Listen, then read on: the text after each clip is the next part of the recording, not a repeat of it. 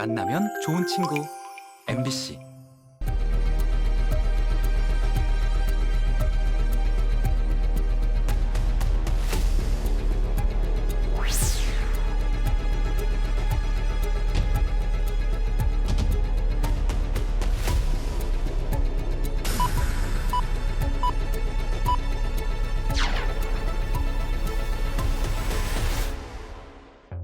의학기술의 발달로 암 생존율이 매년 높아지고 있습니다만 손을 쓰기 어려운 위치에서 발생하는 암의 생존율은 여전히 제자리 걸음입니다. 그중에 하나가 바로 담낭암입니다. 맞습니다. 흔히 쓸개라고 불리는 이 담낭에 암이 생기면요. 조기 발견이 어려워서 치료가 쉽지 않다고 합니다. 네. 오늘 TV 메디컬 약손에서는 이 담낭암에 대해서 자세히 알아보겠습니다. 네, 오늘 도움 말씀 주실 건강조치 소개해드리겠습니다. 소화기내과의 조광범 교수님, 간담치외과의 안근수 교수님 두 분 나오셨습니다. 안녕하십니까? 안녕하세요. 반갑습니다.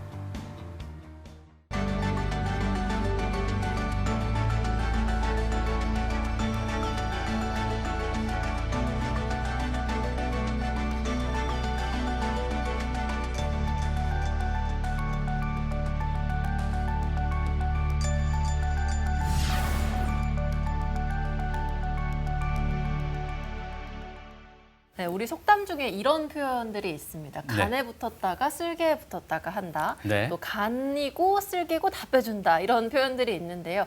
이런 거 보면 간과 담낭의 위치가 꽤나 가까이 위치하고 있다는 생각이 그렇죠. 듭니다. 네. 네, 교수님 담낭의 정확한 위치, 또 우리 몸에서 어떤 기능을 하고 있는지도 설명해 주실까요? 예.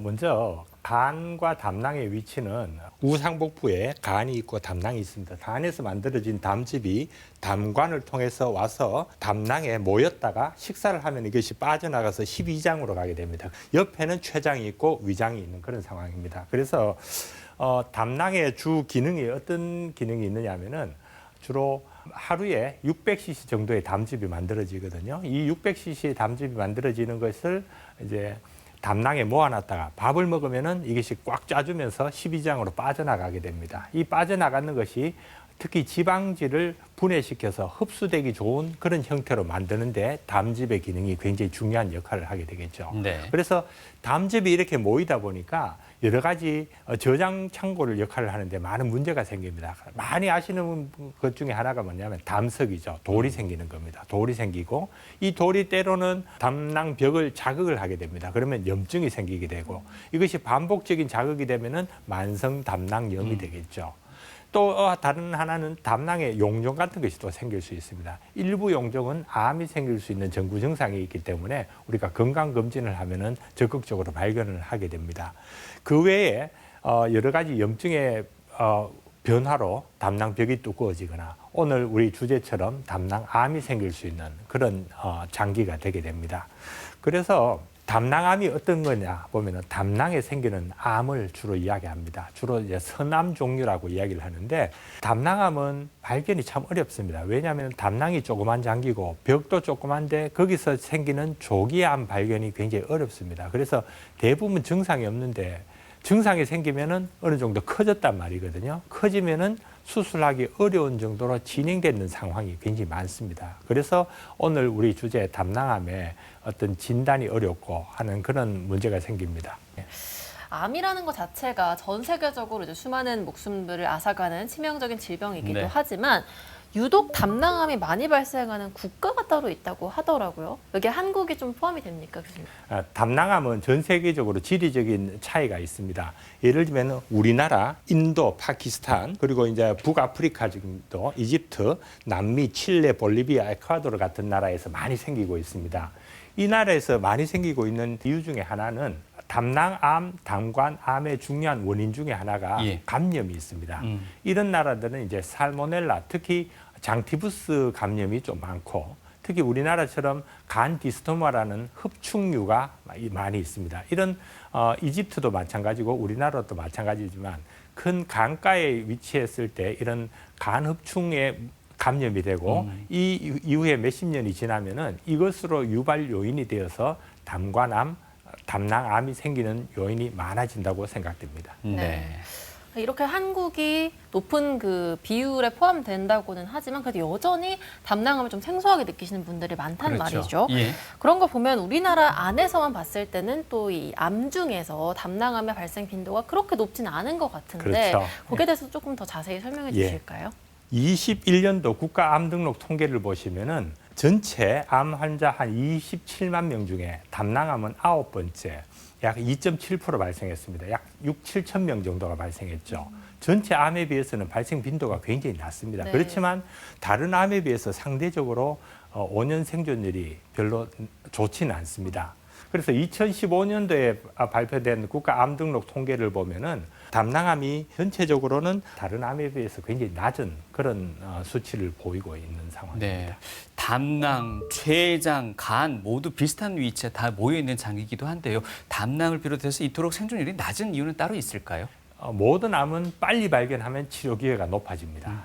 그런데 담낭암은 미리 진단하고 수술하는 경우보다 수술을 하고 난 다음에 담낭암으로 진단되는 경우가 훨씬 많습니다. 미리 수술했는 결과를 보면은 미리 알고 수술했는 경우는 약 30% 미만이거든요. 그래서 담낭암이 의심되는 위험 인자가 있다면은 즉각적으로 수술하는 것이 빠른 치료가 되겠죠.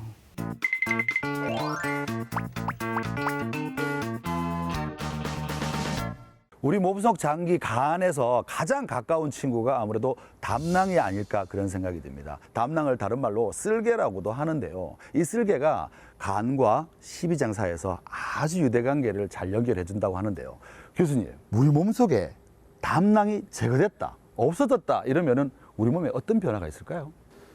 결론적으로는 큰 변화는 없습니다. 아, 그래요? 예, 단기적으로 담낭을 제거하고 나서 한 1, 2주 정도는 이제 설사나 묽은 변이 생길 수 있는데 보통 한 달 정도 지나면 좋아지고요. 가끔 이제 설사가 오래 간다든지 뭐 소화가 너무 안 된다는 분들이 정말 드물게 있긴 합니다. 그렇지만 대부분의 환자들은 아무 문제가 없습니다. 아, 그렇군요. 그런데 시민분들은 담낭암을 어떻게 생각하고 있는지, 담낭의 건강을 위해서 어떤 노력을 하고 있는지 저희들이 이야기를 들어봤거든요. 화면으로 한번 만나보시죠.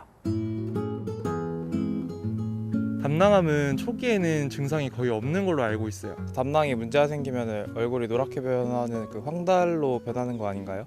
다른 암에 비해서 생존율이 많이 떨어진다고 들었어요. 평소에 소화가 잘 안 되거나 그러면 병원에 꼭 가보려고 노력하는 편이에요. 뚱뚱하면 건강에 안 좋을 것 같아서 체중 관리를 좀 하고 있어요. 담배를 좀 줄이려고 하고 식사를 규칙적으로 하려고 노력하고 있어요. 교수님, 담낭을 절제하면 당뇨병에 더 잘 걸릴 수 있다던데 사실인가요? 일반적으로 당뇨는 췌장과 많이 관련이 있습니다. 그리고 비만 이런 것과 관련이 있지 담낭과는 관련이 없습니다. 그렇기 때문에 담낭을 제거한다고 해서 당뇨가 더 악화되지는 않는 것 같습니다. 그렇군요. 이번에는요, 담낭암에 관한 오해와 진실 그리고 궁금증까지 한 번에 알아보도록 하겠습니다. 안교수 교수님, 네네. 우리 보통 이제 연말이다 보니까 자기 주량 이상으로 약주를 드시는 분들이 많습니다. 그렇게 마시고 나면은 꾸역꾸역 구토를 할 때가 있습니다. 어떤 어르신이 이렇게 얘기하는 거예요. 담낭의 건강을 위해서 구토를 참아야 한다 이러더라고요. 이게 맞나요? 전혀 그렇지 않습니다. 그렇죠. 그렇죠. 사실은 이제 구토를 한다는 이유가 있죠. 우리 몸에서 내가 이거를 가지고 있으면 몸이 안 좋다, 밖으로 내보내야 되겠다. 너무 과하다. 그렇죠. 뭐 소화가 안 된다든지 뭐가 됐든 간에. 그런데 이것이 담낭하고는 관계가 없습니다. 그래서 구토의 욕구를 느끼신다면 구토를 하셔야죠. 과도하게 그렇게 하다 보면은 네. 식도가 찢어지는 일이 생길 수가 있어요. 그렇군요. 예, 그래서 구토는 자연스럽게 필요한 만큼 하시면 됩니다. 그런데 조강범 교수님, 이상한 이야기를 하나 들었습니다. 당남암에 걸리면 단맛을 매운맛으로 느낀대요. 그러면 당남암에 걸렸다 이렇게 진단할 수 있다는데 이거 사실인가요? 왜 웃으시는지. 재밌네요. 그렇지는 않은 것 같습니다. 아, 그래요? 예. 담낭암에 걸렸다고 해서 정상적인 상태에서는 입맛에 변화가 없습니다. 그렇지만 담낭암 치료 중에 항암 화학요법을 하게 되는데 네. 이 항암 화학요법의 부작용으로서 입맛의 변화를 느낄 수 있습니다. 그거 다섯 가지만 다 못 느끼는 거예요? 그렇지는 않고 음식을 하시면 좀 더 짜다든가 더 달다든가 이런 음식을 하게 되겠죠. 그렇지만 암 자체로 인한 입맛 변화는 잘 없을 거겠습니다. 단지 암에 의해서 몸무게가 너무너무 많이 빠지는 경우는 입맛의 변화가 있을 수는 있을 거겠습니다. 아, 그렇군요. 이렇게 당나만 자체로만으로서 입맛이 바뀐다 이건 아니라 치료 과정 중에 그런 일이 벌어지는군요. 담낭에 가장 가까이 있는 것도 간이지 않겠습니까? 그렇죠. 그렇다면 담낭암에 걸렸다 이렇게 진단을 받았어요. 그러면은 간이식으로 치료가 가능하지 않을까요? 네, 그렇게 생각할 수도 있지요. 가능할 것 같은데요. 그렇죠. 담낭이 간에 붙어 있으니까. 그러니까요. 보통 저희가 간 이식을 하는 경우는 두 가지가 있는데, 첫 번째는 이제 간 기능이 너무 나빠져서 생기는 경우, 두 번째는 이제 간암의 경우가 있습니다. 근데 간암의 경우는 이제 특징적인 게 재발이 되더라도 주로는 간 내에서만 재발이 되기 때문에 이제 간 이식을 하게 되면 완전하게 치료가 되는 경우가 많거든요. 근데 담낭 같은 경우는 물론 이제 간 옆에 있고 간으로 전이가 잘 갑니다만 가장 가까이 있잖아요. 그렇죠. 그렇지만 이제 담낭암이 퍼지는 경로는 간 안에뿐만이 아니고 간 밖에 있는 림파절이나 복막 내 다른 장기로 많이 가기 때문에 간 이식을 하더라도 간 외에 다른 곳으로 전이가 되는 것을 막을 수는 없습니다. 그래서 지금까지는 담낭암으로 간 이식을 저희가 시행하는 경우는 보고되지 않고 있습니다. 그렇군요. 담낭 질환과 담낭암에 대한 궁금증 질문이 있습니다를 통해서 알아봤습니다. 소화기내과 조광범 교수님과 함께 저희가 담낭암에 대해서 알아보고 있는데요. 교수님, 지금부터는 본격적으로 담낭암의 원인에 대해서 설명이 좀 필요하겠습니다. 담낭암이 생기는 많은 원인 중에 하나가, 대표적인 것 중에 하나가 담석증이고, 그다음에 담낭용종, 만성 담낭염, 그리고 감염, 선천성 담낭관낭, 원발성 경화증 당관염, 최당관 함유 이상, 여러 가지 발암 물질 이런 것이 있거든요.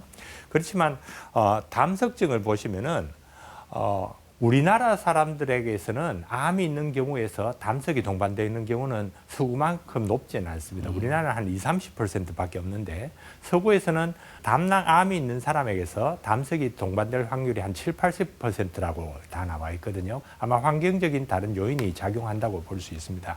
그래서 여기 사진에 보시다시피 담낭에 돌이 가득 있으면은 이것으로 인해서 담낭벽이 자극이 되고 두꺼워지고 이런 원인이 되겠고, 그 중에 하나가 여러 가지 감염이 될 수 있는데, 장티푸스라든가 이런 것이 주로 담낭에, 특히 돌이 있을 때 균이 여기 기거를 하게 됩니다. 그렇다 보면은 지속적인 담낭벽을 자극을 할 수 있고, 이것이 어떤 담낭벽의 변화를 일으켜서 유전적인 변화까지 일으키지 않느냐, 이런 생각을 하고 있습니다.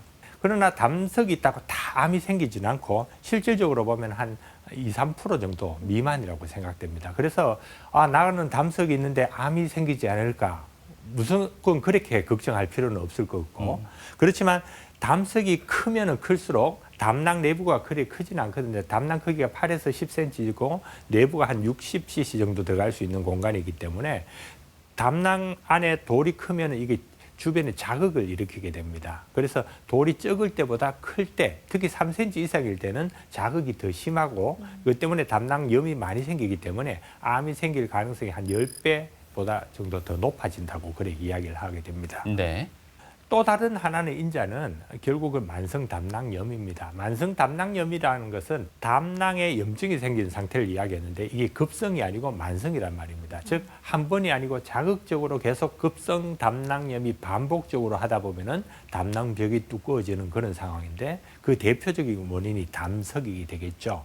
그래서 만성 담낭염이 보면은 담낭벽이 이렇게 두꺼워지게 되겠고, 이 가운데서 어떤 변화를 일으켜서 암이 생길 소지가 높아진다고 그렇게 이야기하고 있습니다. 그래서 건강검진을 할 때 이런 담낭벽이 두꺼워진 것을 보면은 꼭 전문의와 상의해서 과연 수술을 해야 될까 말아야 될까를 꼭 판단을 받아보시고, 만약 그렇지 않다면은 주기적으로 검사를 하면서 변화가 있는지를 찾아봐야 됩니다. 그래야지 빨리 발견할 수 있는 단초가 되리라 생각됩니다. 또 다른 원인은 만성 담낭염의 일종인 석회화 담낭입니다. 굉장히 좀 그 용어가 좀 어렵습니다. 이 도자기처럼 CT를 찍어보면 정상은 이렇게 벽이 깔끔하고 깨끗하거든요. 네. 담석이 있다 하더라도 벽이 두껍진 않고 깨끗합니다. 그렇지만 만성 담낭염은 보면은 벽이 두꺼워지고 석회화가 있어서 마치 도자기 모양으로 석회화가 침착이 일어나는 이런 경우에서 담낭암이 더 잘 동반된다고 합니다. 그래서 건강검진에서 이런 것이 보이면은 즉각적인 처치를 해주는 것이 낫다고 생각됩니다. 또 다른 하나는 많은 유발 요인 중에 하나가 담낭 용종입니다. 담낭 용종에는 여러 가지 많은 것이 있는데 보통 검진을 하면은 약 한 5에서 7% 정도 발견된다고 이야기하는데 여기는 양성으로 가는 것도 있고 악성화 변화하는 그런 용종도 있습니다. 양성으로 변화하는 것은 콜레스테롤 용종인데 거의 대부분을 차지하고 있죠. 이거는 주로 비만과 관련되어 있습니다. 그래서 체중을 조절한다든가 건강 체중에서는 콜레스테롤 용종이 별로 발견되지 않는데 다행한 것은 콜레스테롤 용종은 암으로는 잘 안 갑니다. 그래서 우리가 건강검진에서 발견된 대부분의 용종은 암으로 안 가는 것이 많습니다. 그렇지만 일부에서 선종성 용종이라는 것이 있습니다. 이것은 암으로 가는 정부 단계이기 때문에 만일 선종성 용종이라고 진단이 된다면 적극적인 수술을 우리가 권하게 됩니다. 사진에 보이는 것이 선종성 용종인 특징인데 여기서는 거의 100% 나중에 암으로 간다고 생각하시고 우리가 발견이 된다면 적극적으로 수술을 권하는 그런 상황입니다. 건강검진에서 보면 대부분 5mm 미만의 적은 용종들이 많이 발견되게 됩니다. 대부분 5mm 미만의 적은 용종이 약 70%, 용종이 10mm 이상 1cm 넘어가는 경우는 악성 변화가 약 10에서 15% 되기 때문에 저희가 적극적으로 수술을 권하는데 이런 경우는 다행하게도 그렇게 많지는 않습니다. 그래서 만일 1cm가 안 되는 적은 용종은 어떻게 하겠느냐?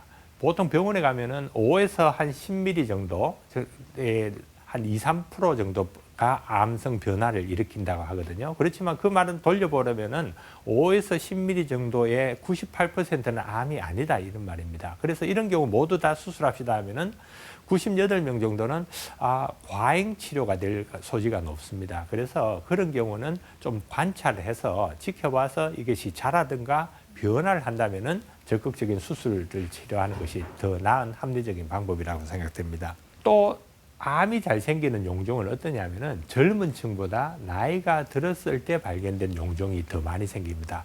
연령별로 변화를 해보면 남녀 공이 한 50대, 60대 갈수록 암이 더 많이 발생하는 경향을 보입니다. 그래서 50세 이상에서 크기가 어느 정도 큰 특히 1cm 이상 되는 용종이 발견됐다면 적극적으로 수술을 고려해야 되는 그런 이야기가 됩니다. 용종 이야기가 나오면 꼭 콜레스테롤 용종을 이야기를 해야 됩니다. 보통 건강검진에서 많이 발견되거든요. 특히 여성들 약간의 과체중, 비만이 있는 경우 많이 생기고 여성에서 많이 생깁니다. 이런 경우는 보통 콜레스테롤 덩어리가 여기 이제 마크로파지라는 것이 콜레스테롤 덩어리가 생겨서 이것이 똑 떨어져 버리면은 나중에 담석처럼 담낭에서 나오는 길에 막혀서 통증을 일으키거나 하는 문제는 있습니다. 그렇지만 암을 일으키지는 않기 때문에 건강검진에서 이런 콜레스테롤 용종이 발견됐다면은 내가 좀 과체중이구나, 운동을 안 했구나 이렇게 생각을 하시고 운동을 한다든가 특히 유산소 운동을 하면 이런 것이 좀 좋아질 가능성이 많거든요. 그래서 그런 것을 하는 계기로 삼는 것이 좋을 것 같습니다. 네. 또 다른 담낭암의 유발 요인이라기보다는 관련이 있다고 생각되는 것이 담낭성근증 종이라고 생각합니다. 말이 참 어렵죠. 일부에서 보면은 담낭벽이 증식이 돼서 담낭벽이 두꺼워지는 경우가 있는데 이 자체로는 암성 변화를 일으키지 않습니다. 그렇지만 담낭벽이 두꺼워진 경우는 암이 동반된다 하더라도 빨리 발견하기가 참 어려운 경우가 있거든요. 그래서 이런 경우는 어떤 여러 가지 형태가 있는데 가장 많이 형태가 보이는 게 담낭 저부에 이렇게 일부분만 튀어나오는 경우가 건강검진에서 제일 많습니다. 이런 경우는 거의 대부분 암을 가지 않습니다. 그래서 이런 경우는 지켜봐서 변화가 있는지 없는지 살펴봐야 되는데 가끔씩 분절형으로 생겨서 이것이 조롱박처럼 생기는 경우가 있습니다. 조롱박처럼 생기는 경우에서는 돌이 나중에 여기 담석이 이 부분에 모이게 되고 이 부분이 담낭벽을 자극을 해서 또 두꺼워지고 문제를 일으키는 경우가 있습니다. 이런 경우라든가 아니면 전반적으로 벽이 두꺼워지는 이런 담낭성근증종이 있을 수 있는데 이런 경우는 악성과 동반되는 율이 상대적으로 많다고 생각됩니다. 그래서 건강검진에서 벽이 많이 두껍다면 전반적으로 두꺼워졌다면 적극적인 수술로 통해서 담낭암 예방하는 것이 좋지 않겠나 이렇게 생각을 합니다. 선정성 용종이 굉장히 중요합니다.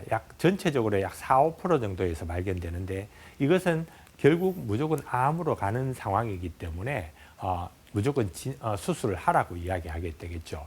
그러나 문제가 뭐냐면은 초음파에서 선정성 종양은 이렇게 보이게 되는데 이것이 초음파상으로나 때로는 CT상으로 봤을 때 모양으로 봐서는 선정성 용종인지 콜레스테롤 용종인지 100% 구분이 안 됩니다. 한 70%, 70% 정도 감별이 가능하거든요.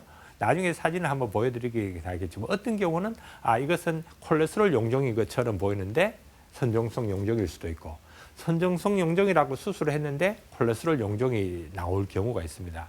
결국은 수술해서 그 내부를 조직 검사를 해봐야 알 수 있는 그런 애로사항이 있겠죠. 따라서 건강검진에서 크기가 크고 선정성 용종이 의심된다면은 이건 무조건 수술하는 것을 권합니다. 왜냐하면은 수술 안 하고 지켜보다가 암이 진행이 됐을 때 완치를 시킬 수 있는 부분을 완치를 못 시킬 수 있는 그런 더 큰 위험성에 노출되기 때문에 설령 선정성 종양이 암으로 안 가는 종류라고 마지막에 밝혀지더라도 미리 수술하는 것이 오히려 위험도를 더 떨어뜨린다 이렇게 생각할 수 있습니다. 담낭암의 여러 위험 인자들에 대해서 자세히 설명을 해주셨습니다. 네. 그런데 교수님, 아무래도 담낭암이 소화기 암이다 보니 저희가 먹는 음식도 굉장히 중요할 것 같은데요. 간혹 민물 생선을 좀 날것으로 먹으면 위험하다, 꼭 익혀 먹어야 한다라는 이야기들이 네. 있잖아요. 실제로 그 안에 있는 기생충들이 담낭에 좋지 않은 영향을 미친다라고 하는데 사실입니까? 예, 그렇습니다. 특히 우리나라 과거에 낙동강이라든가 섬진강이라든가 이 근처에는 디스토마가 굉장히 많았습니다. 간흡충이라고 이야기를 하죠. 그래서 과거부터 과연 간흡충이 담낭암, 당관암을 일으킬 수 있느냐 논란이 많았습니다. 그런데 역학적으로 해보면은 담낭암, 당관암이 있는 많은 환자에서 디스토마 감염이 많이 일어났다 이런 논란이 있었습니다. 그래서 94년도부터 전체적으로 어떻게 결론이 났느냐 하면은 그 간 디스토마 자체가 담낭암을 일으킬 수 있는 유발 요인이 된다라고 전체적으로 동의를 하고 있는 상황입니다. 그래서 민물 고기를 과연 날것으로 먹는 것이 좋으냐, 과연 이런 감염증의 위험 때문에 가급적이면 익혀 드시라고 권하고 있습니다. 지난 10월에 국내로 또 한 비만 치료제가 들어오면서 또 관심을 받고 있는데요. 이 비만 치료제가 살을 빼는 데는 좋지만 이 담낭에는 좋지 않은 영향을 미칠 수 있다는 얘기도 있습니다. 예. 사실인가요? 이 쓸개의 기능이 담즙이 만들어서 저장을 하는 기능인데 쓸개가 언제 작용을 하느냐 하면 식사를 하면은 담낭이 수축을 하면서 담낭 속에 있는 담즙을 십이장으로 내보내서 음식과 섞이게 하는 역할을 합니다. 그런데 비만 치료제를 먹게 되면은 그 식욕이 떨어지고 잘 못 먹기 때문에 담낭에 담즙이 계속 채여 있는 상태가 되겠죠. 그래서 이론적으로 보면은 그쪽에 이제 담석이 생길 확률이 좀 더 높아집니다. 그래서 최근에 발표된 그런 보고에 보면은 이게 소화기계 증상, 특히 담낭 질환, 담석이 생기는 확률이 약간 더 생기는 것처럼 그렇게 보고한 기록이 있습니다. 네, 앞서서도 계속 얘기를 해주셨지만 이 담낭암 같은 경우에는 특이적인 증상이 없고 그래서 조기 발견이 어렵다라고 네. 이야기를 해주셨는데요. 그래도 교수님, 좀 담낭암을 의심해볼 만한 그런 증상들이 있을 거 아니에요. 그런 것들은 좀 어떤 것들이 있겠습니까? 안타깝게도 그 담낭암의 초기 증상, 우리가 빨리 발견해서 치료하는 것이 제일 좋은데 초기 증상은 없습니다.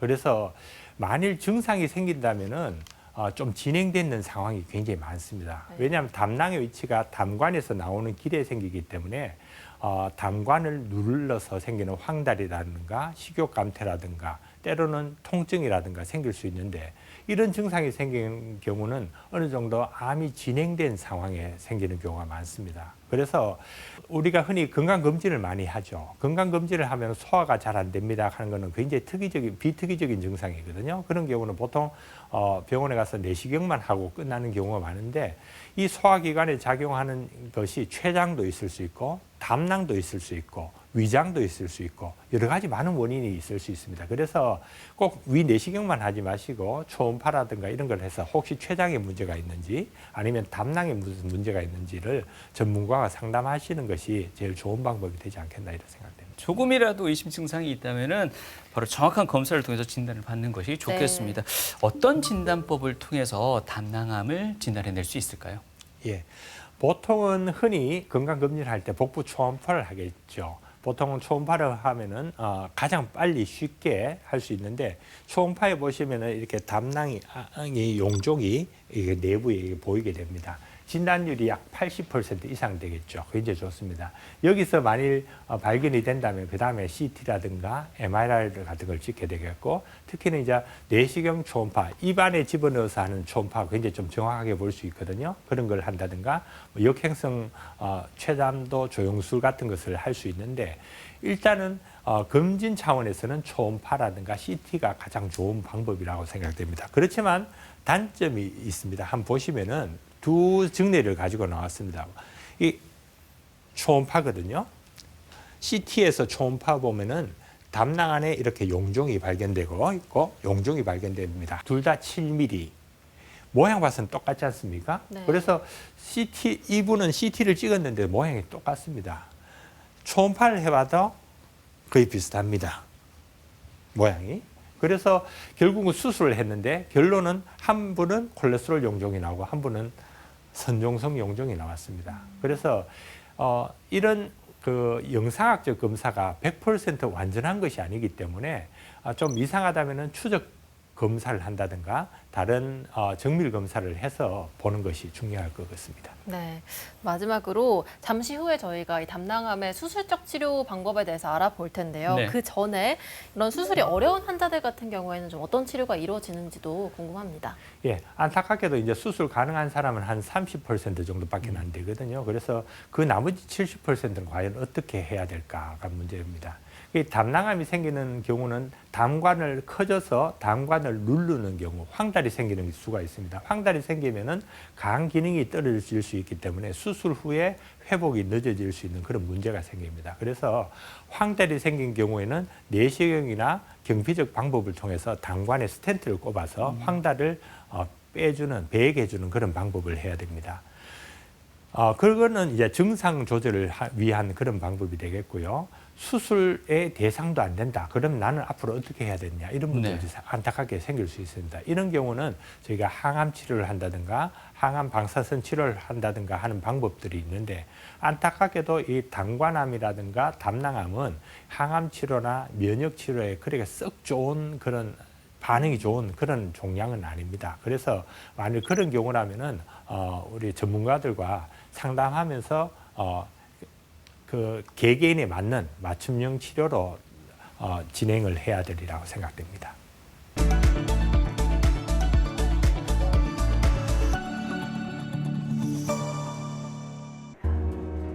우리 몸의 담낭이 보내는 이상 신호. 지난 7월 병원을 찾은 60대 환자. 4개월 전에 더위도 많이 먹고 몸이 너무 아파서 체력이 좀 내려갔고 병원에 갔더니 큰 병원에 가라 그래서 대학병원에 왔습니다. 저는 위암인 줄 알았어요. 근데 위암이 아니고 담낭이 좀 부었다고 이야기를 해야 되나요? 그런데 지금 교수님이 그거를 많이 치료를 해줘서 많이 좋아졌어요. 담낭에 이상이 생긴 경우 환자와 같이 체력이 떨어지거나 소화 과정에 이상이 생기는 등 신체에 크고 작은 변화가 나타날 수 있으므로 조기에 검사를 받는 것이 중요하다.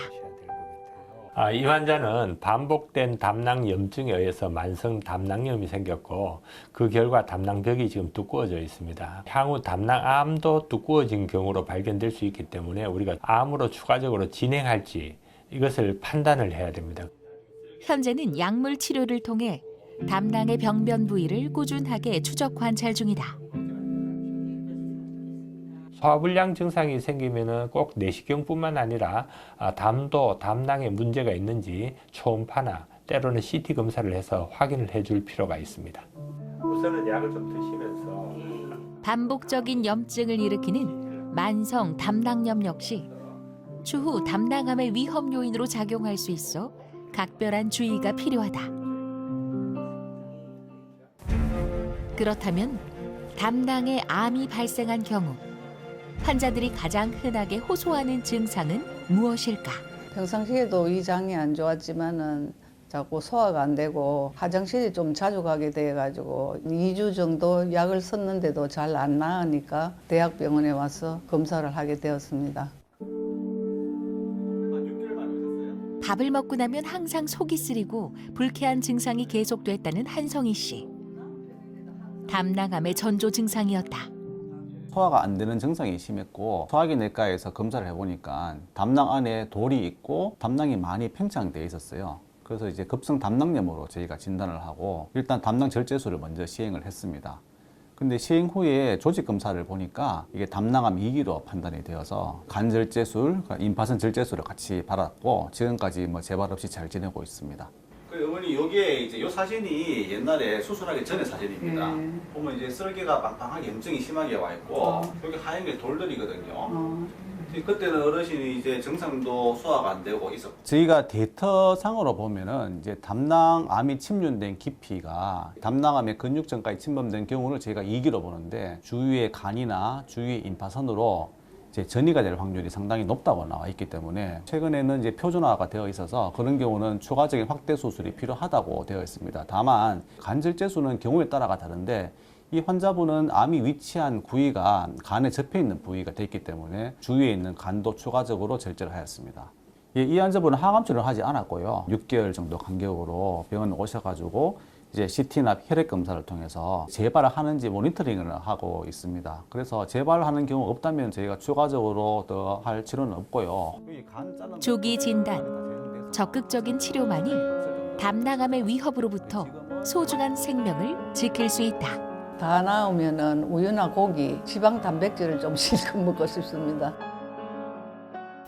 담낭암 환자 사례 화면을 통해서 만나봤습니다. 자, 지금부터는 간담치료외과 안근수 교수님과 함께 담낭암의 수술적 치료법에 대해서 알아보겠습니다.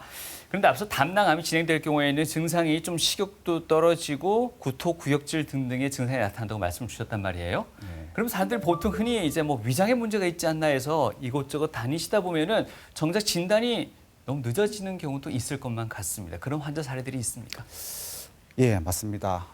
사실 담낭암이 보통 증상이 없는데요. 증상이 있다고 말하면은 이 담낭에 있는 종양이 이렇게 위나 십이지장을 막아서 이렇게 되면 이제 음식물이 내려가기 힘들지 않습니까? 예. 그런 경우에 환자분이 소화가 잘 안 될 수도 있고 구토를 할 수도 있고 상당히 진행된 담낭암이 되는데 실제로 이런 경우는 담낭암뿐만이 아니고 일반적인 저희 뭐 위염이나 위궤양이나 아니면 그 일반적인 소화 불량 증상과 비슷하기 때문에 예. 이런 것이 있다고 저희가 담낭암으로 진단을 내리기는 어렵습니다. 또 한편으로는 이 담낭암이 여기 있는 담관을 막아서 황달을 일으키는 경우도 있거든요. 또 이런 경우도 황달을 일으키는 그런 다른 질환들이 뭐 간질환이라든지 또 다른 종류의 암도 있고 해서 저희가 담낭암만을 특정할 수 있는 그런 증상은 없습니다. 네. 그렇기 때문에 이렇게 증상만을 가지고 저희가 진단하기는 어렵고 근데 또 오히려 쉽게 증상이 생기는 경우는 어떤 경우냐 하면은 암이 이제 이쪽에 통도 쪽에 있는 경우에는 이 이제 담접이 왔다 갔다 하기 힘들기 때문에 급성 염증이 생기거든요. 오히려 이런 경우는 담낭 결석 때문에 담낭염이 잘 생기죠. 그런 경우에 저희가 담낭 결석으로 수술을 했는데 수술하고 나서 조직 검사에서 보니까 담낭암이 우연히 발견되는 경우가 많습니다. 네. 그걸 저희가 담낭 우연암이라고 하는데 이런 경우는 뭐 다행히 일찍 진단을 해서 수술하는 경우가 되기 때문에 굉장히 예후가 좋습니다. 네. 혹시 담낭암 같은 경우에는 조기 진단이 참 어렵다라고 또 설명을 해주셨는데 네. 어느 암과 마찬가지로 병기가 참 중요할 것 같습니다, 교수님. 보통은 이제 암이 어디까지 퍼졌는지를 기준으로 그 병기를 구분을 하잖아요. 네. 담낭암도 마찬가지로 이렇게 좀 구분이 될까요? 예, 맞습니다. 보통 저희가 암의 병기를 이야기할 때는 크게 세 가지 측면으로 기준을 하는데요. 첫 번째는 암이 국소적으로 얼마나 침투를 했느냐, 그 장기 내에서. 두 번째는 주위의 림프선으로 얼마나 이제 번졌는지. 세 번째는 이제 그 장기를 벗어나서 다른 장기에 원격으로 이제 침범했느냐에 따라서 저희가 나누는데요. 담낭암의 경우에는 이제 국소 침범의 정도에 따라서 저희가 수술을 결정을 합니다. 이 담낭벽이 한 2에서 4mm 굉장히 얇습니다. 근데 이 얇은 장기를 현미경으로 세밀하게 들여다보면은 여러 가지 층이 생깁니다. 안에 점막층, 근육층, 장막층 이렇게 네 가지 경우로 생기는데 결국은 암은 이 가장 안쪽에서 생기는 거거든요. 생겨서 바깥으로 진행되는 정도에 따라서 이제 저희가 1기, 2기, 3기 이렇게 나누기도 합니다. 그래서 이제 침범 정도에 따라서 보면은 이제 암이 이렇게 점막이나 근육까지 국한된 경우는 저희가 1기라고 하고요. 그다음에 이제 이 암이 근육 조직을 넘어선 경우는 2기. 그다음에 장막까지, 그러니까 거의 쓸개를 다 뚫고 나와서 인접 장기까지 들어가면은 3기가 되겠고, 4기는 여기서 이제 십이지장이나 간이나 다른 장기까지 완전히 넘어선 경우는 저희가 4기로 이제 기준을 두고 있습니다. 또 이제 주위의 임파선에 따라서 또 저희가 병기를 나누게 되는데요. 주위의 임파선 전이가 1개에서 3개 정도까지 나타나면은 이제 임파선 전이 1기라고 그러고요. 4개를 넘어서면 2기, 만약에 임파선 전이가 없으면 0기로 이야기합니다. 또 한편으로 이제 암은 임파선뿐만이 아니고 혈관을 따라서 또 많이 전이가 되거든요. 그런 경우는 이제 담낭 외에 다른 장기 쪽으로 뭐 간이라든지 뼈라든지 뇌라든지 이런 쪽으로 전이가 갈 수가 있습니다. 그런 경우는 원격 전이가 있다고 저희가 표현을 하고, 이런 경우는 4기가 되겠습니다. 그래서 이제 각 기수에 따라서 저희가 치료 방법이 달라진다고 제가 말씀을 드렸거든요. 하나씩 살펴보시면은 먼저 1기 같은 경우는 이제 종양이 담낭 안에, 특히 점막 안에만 국한되어 있는 경우가 있습니다. 이런 경우에는 사실 이 암이 다른 장기나 다른 임파선으로 전이가 갈 확률이 굉장히 낮습니다. 그래서 저희가 일반적으로 수술은 이제 담낭만 절제하는 단순 담낭 절제술이 되고요. 만약에 수술하고 나서 조직 검사가 이렇게 1기로 나오게 되면 환자 생존율은 90% 이상으로 굉장히 좋습니다. 네. 수술도 담낭만 절제하기 때문에 범위가 크지가 않거든요. 그래서 이런 경우가 저희도 행복하고 환자분도 행복하고 해피엔딩이 되겠습니다. 그런데 이제 이 암이 이제 주위의 근육층까지 조금 더 번진 경우는 이제 2기가 되거든요.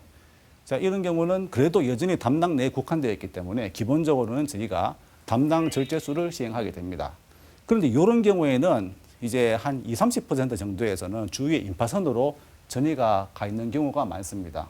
그래서 저희가 수술할 때 예방적으로 이 주위에 있는 임파선들을 다 절제를 하는 이제 림프절 절제술을 같이 하는 것을 추천을 하고 있습니다.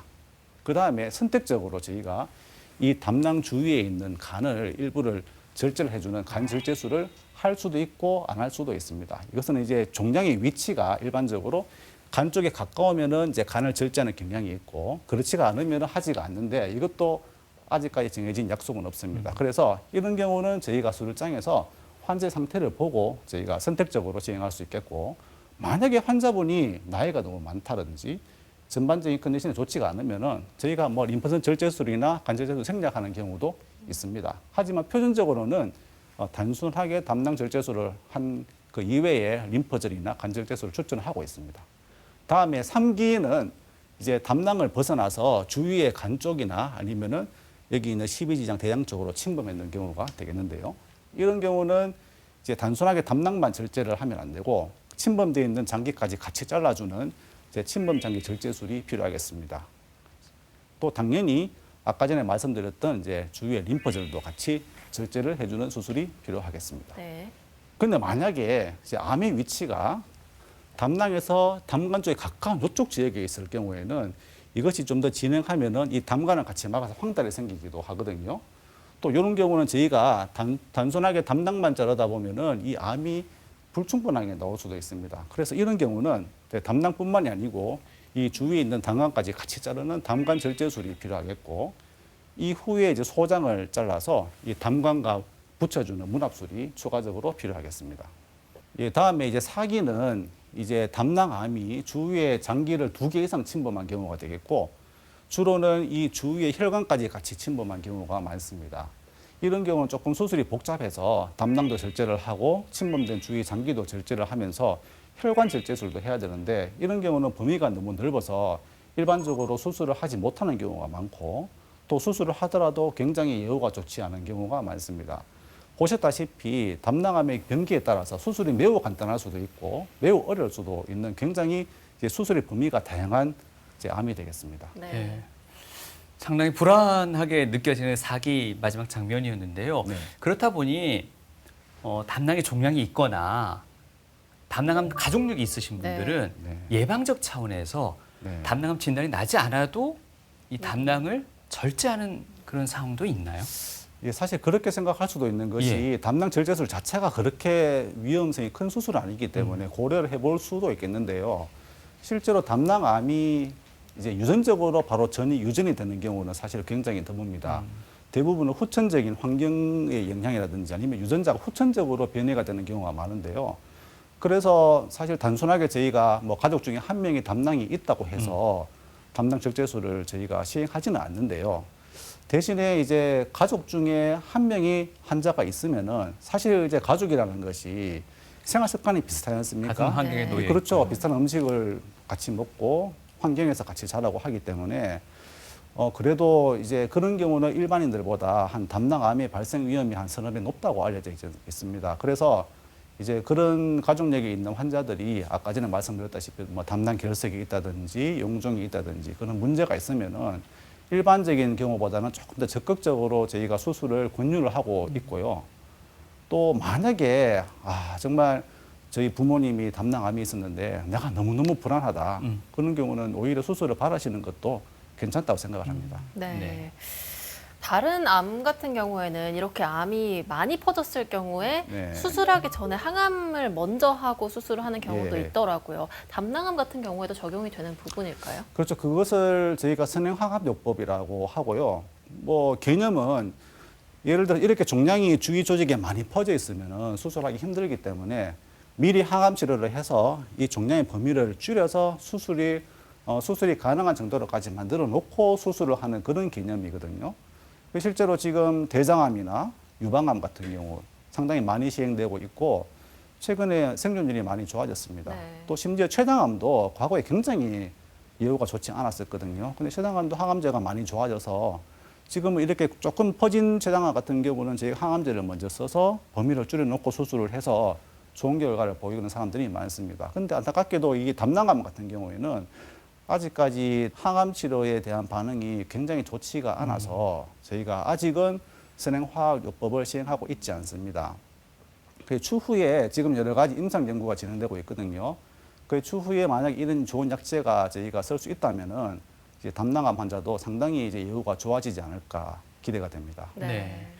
담낭암 역시나 앞서 설명해 주셨듯이 병기에 따라서 그에 맞는 치료법이 아마 또 다양하게 추가될 걸로 보이는데요. 담낭암의 치료 과연 어디까지 가능할까라는 부분도 좀 궁금합니다.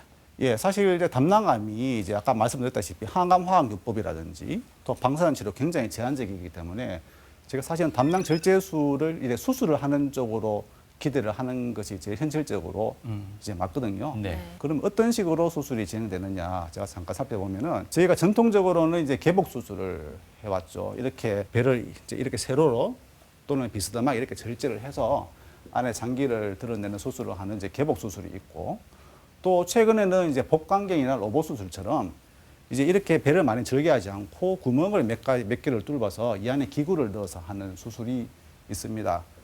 복강경 수술 같은 경우는 이렇게 배 안에 구멍을 여러 개 뚫어서 기구를 직접 넣어서 손으로 이 기구를 만지면서 수술을 합니다. 이 로봇 수술 같은 경우도 개념은 동일한데 이 구멍을 뚫어서 저희가 직접 이 손으로 이 기구를 조작하는 것은 아니고 저희가 이 콘솔이라는 의자에 앉아서 원격으로 이 기구를 조절을 합니다. 로봇 수술의 장점은 복강경 수술에 비해서 사용하고 있는 기구들이 이렇게 여러 가지 손목의 각도를 따라서 자연스럽게 이제 유연성을 가지고 있기 때문에 굉장히 이제 수술 기구의 가동 범위가 굉장히 넓은 장점이 있습니다. 그래서 실제로 수술할 때 저희가 이제 기구가 더 자유롭게 쓸 수 있는 장점이 있는데요. 반대로 단점은 이제 비용의 문제가 있어요. 이게 그래서 복강경 수술처럼 저희가 많은 기구를 사용할 수가 없고요.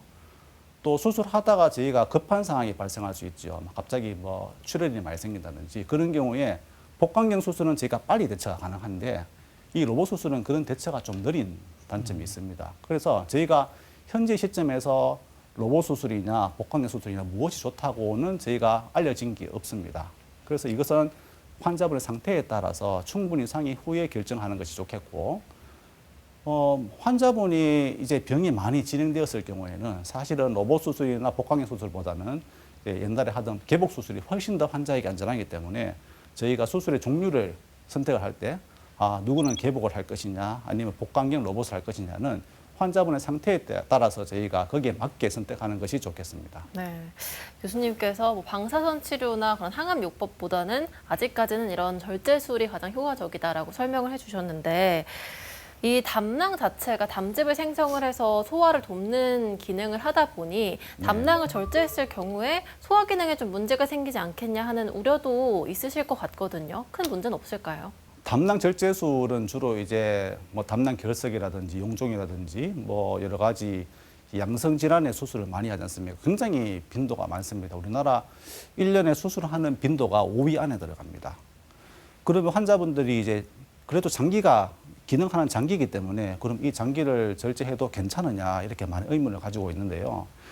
지금 담낭이 하는 일은 담즙을 만들어내는 것이 아니고 간에서 만들어진 담즙을 일시적으로 보관을 하고 있다가 네. 식사를 하게 되면은 이 담즙을 이제 요 십이지장으로 배출을 시켜주는 역할을 하는 거죠. 일종의 이제 저장 창고가 되거든요. 그러면 이제 이 담낭을 절제를 하면 어떻게 되느냐? 이 일은 요 담간이 발아서 합니다. 실제로 수술을 하고 나면은 이 담간이 조금 늘어나면서 이 담즙을 가지고 있다가 식사가 내려오면은 배출해 주기 때문에 장기적으로 큰 문제가 없습니다. 다만 요 과정에서 수술 후에 뭐 1, 2주 정도 그 짧은 기간 동안에 갑자기 이제 담즙이 많이 나온다든지 이제 그런 문제가 생길 수 있기 때문에 뭐 지방이 많이 섞인 음식을 드실 경우에는 뭐 묽은 변이 나온다든지 아니면 설사가 난다든지. 근데 이런 경우도 저희가 한 3, 4주 정도 지나면은 대부분 다 호전이 됩니다. 근데 가끔씩 이제 이런 문제들이 한 수개월 이상 심지어 수년까지 가는 사람들이 한 1, 2% 정도가 있습니다. 그런 분들에게는 또 다른 약물 치료가 필요하고요. 또 한편으로는 이 담낭 자체가 소화를 시키는 소화 기능과는 관계가 없거든요. 보통 소화는 이 위나 십이지장이나 장들이 얼마나 이제 잘 움직이느냐 하는 거기 때문에 저희가 담낭 절제술을 해도 이것이 직접적으로 소화 기능과 이제 소화 기능에 영향을 주지는 않습니다. 그런데 가끔 환자분들 중에서는 이제 담낭 절제술을 하고 나서 소화가 잘 안 된다 그런 분들이 있거든요. 사실 그 원인은 밝혀진 바가 잘 없고 일반적으로 저희가 소화 기능이라는 것은 또 나이가 들어감에 따라서 아니면 생활 환경이 있죠. 뭐 스트레스를 많이 받는다, 피곤하다 그런 경우에 나빠지는 경우가 많기 때문에 이제 그런 것과의 잘 감별이 필요하겠습니다.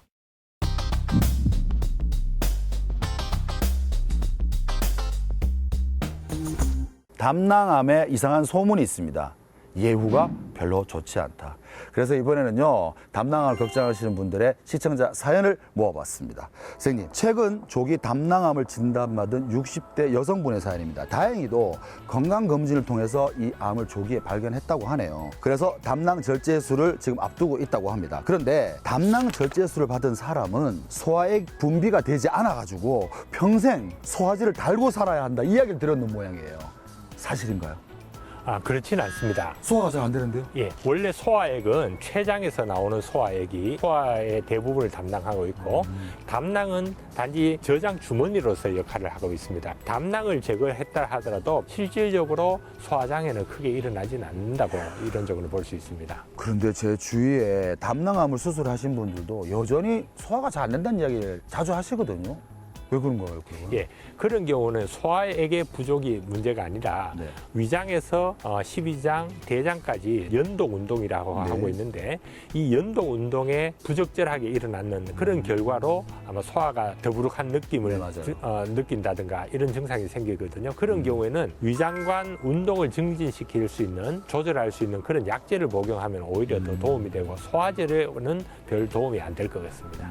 아, 그렇군요. 안규주 교수님, 이번 사연 좀 해결해 주십시오. 일주일 전 담낭암으로 수술을 받은 40대 여성분의 사연입니다. 담당 주치의 선생님의 말로는요, 수술 후 혹시나 살아남을 수 있는 암세포를 제거하기 위해 방사선 치료나 항암 치료를 병행해야 될 것 같다라는 조언을 들었다고 합니다. 담낭암 경우에는 다른 암에 비해서 수술 후 항암 치료 효과가 굉장히 낮다고 하는데, 그래서 자기는 안 받으려고 지금 생각 중이라고 하는데 선생님 의견은 어떻습니까?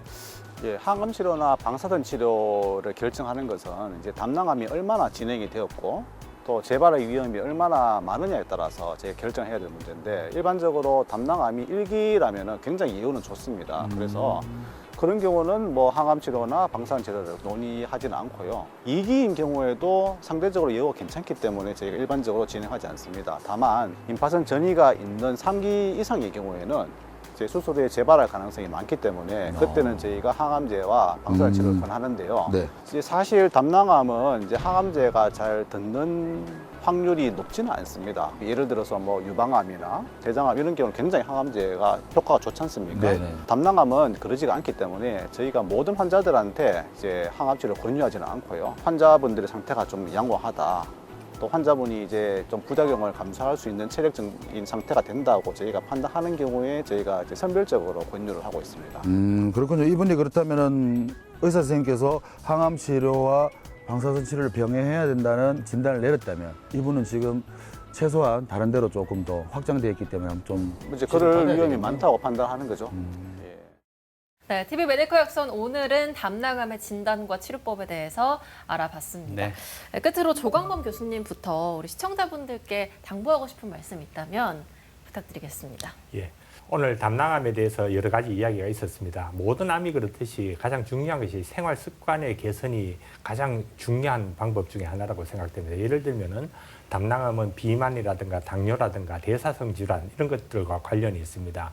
유전적인 것은 저희가 교정을 하지 못하지만 식습관 변화라든가 운동이라든가 이런 것은 저희가 개선할 수 있거든요. 그래서 적극적인 운동과 어떤 생활 개선을 하는 것이 좋겠고, 또 하나는 우리나라가 참 좋은 것이 건강검진을 2년마다 한 번씩 하게 되어 있습니다. 그래서 규칙적인 건강검진을 하시고 거기서 문제가 생긴다면 전문가와 상담하는 것이 이런 각종 암의 예방, 조기 발견을 할 수 있는 가장 중요한 방법이라고 생각됩니다. 네, 다음으로 안근수 교수님.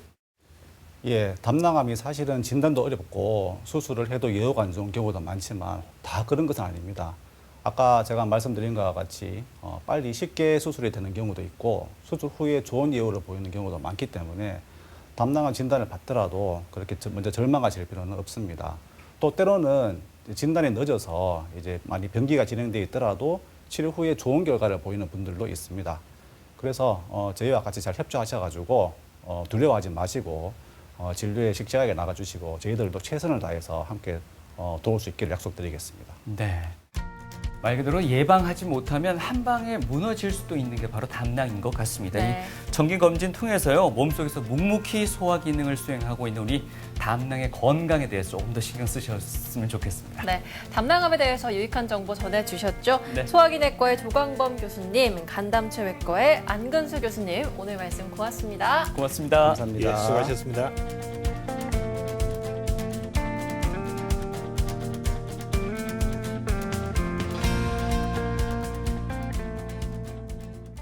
또 오늘 환자는 잘된 환자보다는 나쁜 결과를 갖고 왔는 환자분이 더 많습니다. 그래서 한 사람이 전문의가 되기 위해서는 때로는 실수도 있을 수 있고 때로는 열심히 했지만 안 좋은 결과가 오는 환자들이 누적 때가 오거든요. 그분들에 대해서는 개인으로 봐서는 굉장히 좀 미안함을 가질 때가 많습니다. 그래서 우리가 이제 환자를 치료했더라도 내가 치료했습니다라고 자만심을 가지고 말씀을 못 드리는 게 뭐냐면은 그런 한 명의 전문의가 만들어지고 엑스퍼트가 되기 위해서는 많은 사람들, 안 좋은 결과로 고통받았던 사람들도 있다 하는 것을 항상 명심하는 것이 도움이 될 것 같습니다. 저는 사실 외과에서 하지만 수술하는 거 별로 안 좋아하거든요. 그래서 환자들이 가급적 수술을 하지 않고 치료되기를 바라고 수술 없이 좀 병이 좋아졌으면 좋겠다. 그런 시대가 왔으면 좋겠다. 그런 상상을 많이 합니다. 그래서 어떤 병이 발견되면은 뭐 광선이 쫙 나와가지고 병을 싹 도려내서 없애고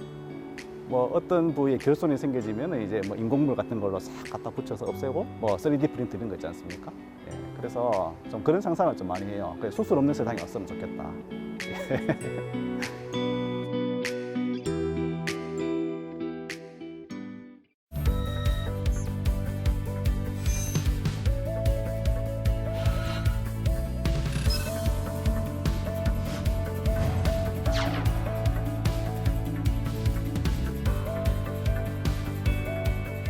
만나면 좋은 친구 MBC